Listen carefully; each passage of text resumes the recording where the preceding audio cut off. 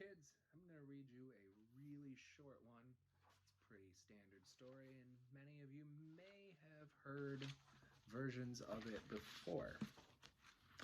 Rumpelstiltskin. In a certain kingdom once lived a poor miller who had a very beautiful daughter. She was, moreover, exceedingly shrewd and clever, and the miller was so vain and proud of her that one day he told the king of the land that his daughter could spin gold out of straw. Now this king was very fond of money, and when he heard of the miller's boast, his greed was excited, and he ordered the girl to be brought before him. Then he led her to a chamber where there was a great quantity of straw, gave her a spinning wheel, and said, "All this must be spun into gold before morning, if you value your life." She began to cry over her fate when suddenly the door opened and a funny-looking man hobbled in and said, "Good day to you, my sweet lass. What are you weeping for?" "Alas," she answered, "I must spin straw into gold, and I don't know how." "What will you give me," said the little man, "to do it for you?" My necklace," said the maiden. He took her at her word and sat himself down to the wheel. Round about it went merrily, and presently the work was done and the gold spun. When the king came and saw this, he was greatly astonished and pleased, but his heart still grew more greedy, and he shut up the poor miller's daughter again with a fresh task. Then she did not know what to do, and sat down once more to weep, but the little man presently opened the door and said, "What will you give me to do your task?" "The ring on my finger," she replied.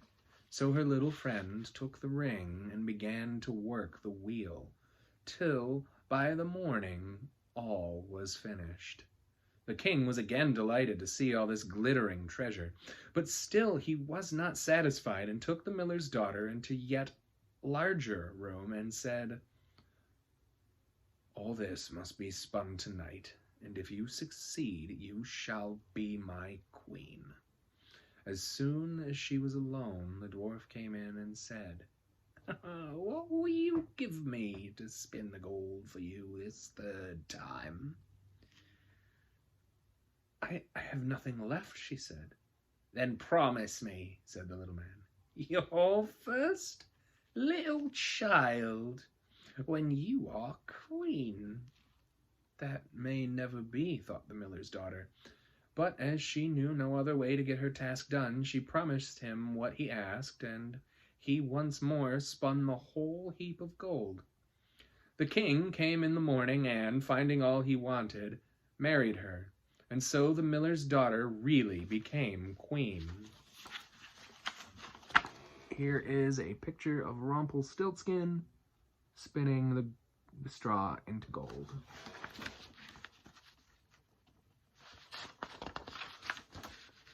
At the birth of her first little child, the queen rejoiced very much and forgot the little man and her promise. But one day he came into her chamber and reminded her of it, and he said, "I will give you 3 days' grace, and if during that time you tell me my name, you shall keep your child." Now the queen lay awake all night, thinking of all the odd names she had ever heard, and dispatched messengers all over the land to inquire after new ones. The next day the little man came, and she began with Timothy, Benjamin, Jeremiah, and all the names she could remember, but to all of them he said, "That's not my name." The second day she began with all the comical names she could hear of, Bandylegs, Hunchback, Crookshanks, and so on. But the little gentleman still said to every one of them, "That's not my name." The third day one of the messengers came back and said, "I can hear of no other name, but yesterday, as I was climbing a hill among the trees of the forest where the fox and the hare bid each other good night, I saw a little hut, and before the hut burnt a fire, and round the fire danced a funny little man upon one leg and sang, "Merrily the feast I'll make, tomorrow I'll brew, tomorrow bake. Merrily I'll dance and sing, Rumpelstiltskin is my name. My lady cannot play this game, for next day will a stranger bring." When the queen heard this, she jumped for joy, and as soon as her little visitor came and said, "Now, lady, what is my name?" "Is it John?" she asked. "No." "Is it Tom?"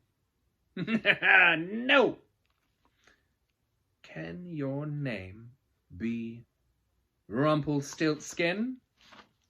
"Some witch told you that! Some witch told you that!" cried the little man, and in a rage dashed his right foot so deep into the floor that he was forced to lay hold of it with both hands to pull it out. Then he made off as fast as possible, while everybody laughed at him for having had all his trouble for nothing and for being called such a funny name. Now, if you want, go ahead and answer in the comments whether or not you think Rumpelstiltskin is the villain of the story. If you have a different idea, I hope you can explain why. I look forward to hearing your responses.